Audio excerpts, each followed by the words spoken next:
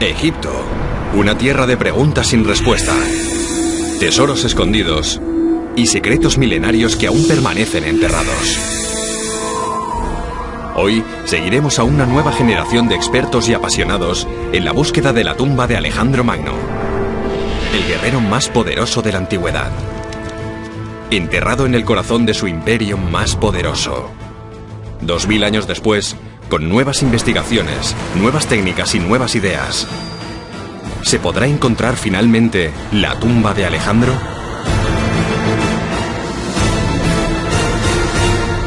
Los misterios de Egipto.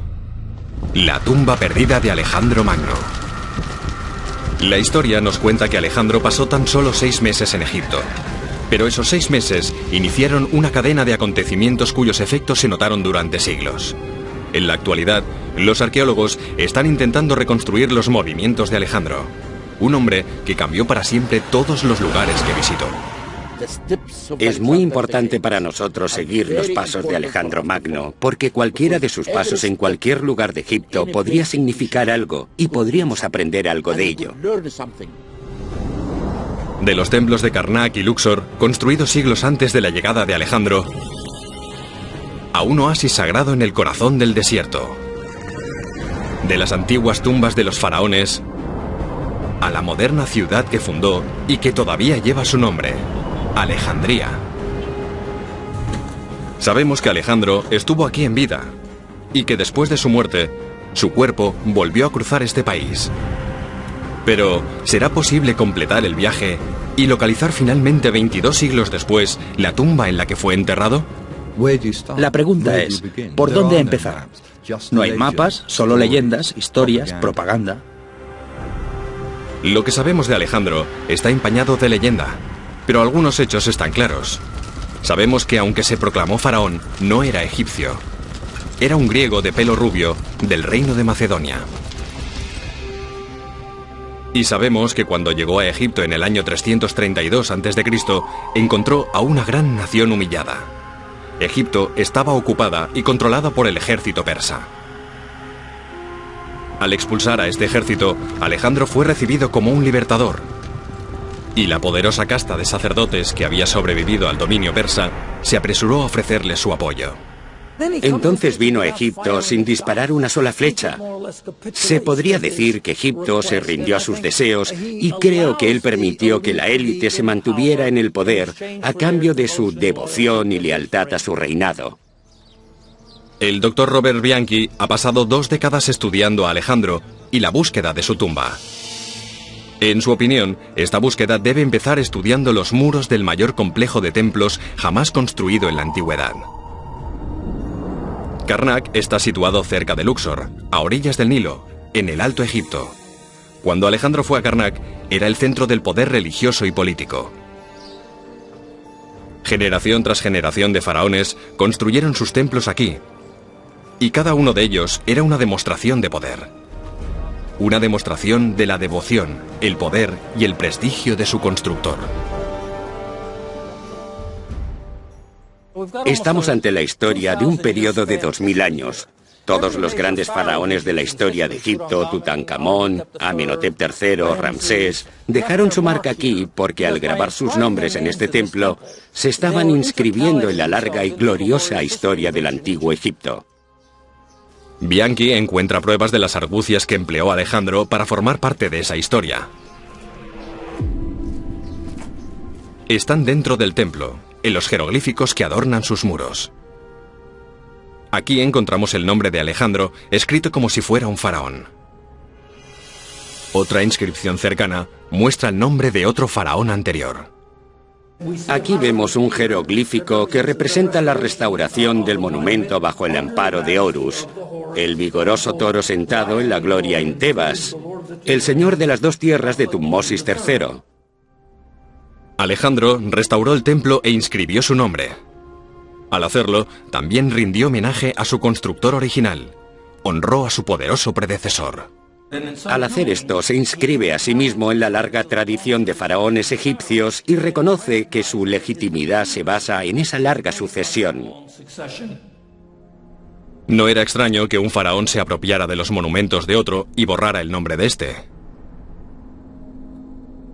Pero Bianchi cree que en este caso Alejandro asoció su nombre deliberadamente con el del faraón Tutmosis III, un venerado general. Algunos historiadores llaman a Tutmosis III el Napoleón de Egipto, por lo que se está relacionando con un gran guerrero, y esto refuerza su propio estatus, es decir, que Alejandro le veía como su antecesor espiritual. Alejandro justificó su derecho al trono a través de la historia.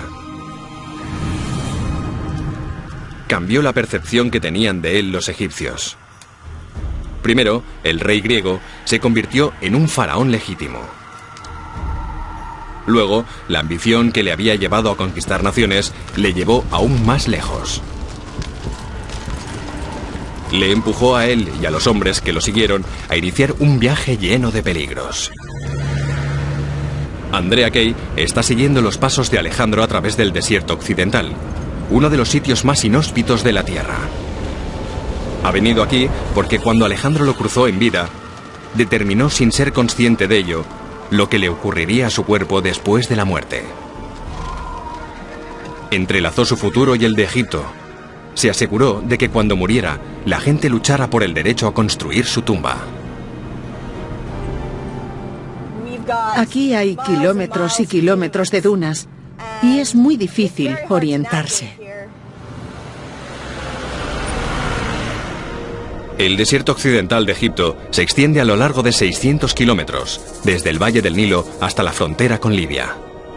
Y si hoy es difícil atravesarlo, todavía lo era más en el siglo IV a.C., cuando Alejandro condujo a sus hombres por aquí.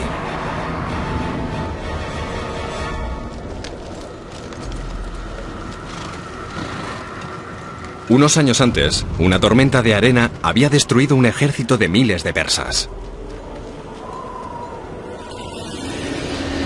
Los riesgos y las penurias eran enormes. Aquí prácticamente no se registran precipitaciones, pero Alejandro inició igualmente el viaje. Los soldados tenían mucha sed. Se estaban muriendo, y entonces llegó la lluvia, y los soldados pudieron beber. Se perdieron y cuentan que los animales del desierto y las serpientes les guiaban por el desierto. Este tipo de leyendas alrededor de Alejandro existieron incluso cuando estaba vivo. Y ese era el estatus mítico que él estaba buscando. A caballo habrían tardado 7 u 8 días y no tenían mapas ni GPS. Solo sabían que debían ir a una pequeña ciudad costera y luego unos 300 kilómetros al sur. Alejandro se dirigía a Siwa, el asentamiento más remoto de todo Egipto. Entonces, como ahora, Siwa era un oasis. En mitad del vasto desierto, una isla de tierra fértil regada por manantiales naturales. En tiempos de Alejandro, era además un lugar sagrado. Aquí residía Amón, el más poderoso de los dioses egipcios. En la tradición egipcia, Amón es el carnero y también el padre de los faraones. Andrea Kay, experta en el legado de Alejandro en Egipto, está convencida de que lo que ocurrió aquí fue fundamental tanto para la historia del hombre como para la del país. Los reyes se arrodillaban ante Alejandro. Las ciudades se rendían a sus pies. Pero ahora había solicitado audiencia con los sacerdotes de Amón. El templo del oráculo todavía existe. Alejandro solía viajar con séquito, o bien con un gran ejército. Pero no le acompañaron cuando subió el camino sagrado que lleva al templo de Ahmuri.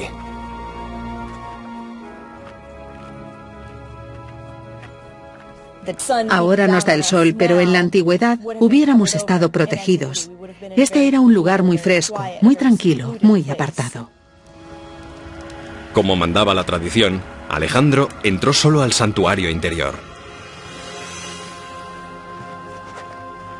Este es el lugar donde se cree que se detuvo Alejandro, un día del año 331 a.C.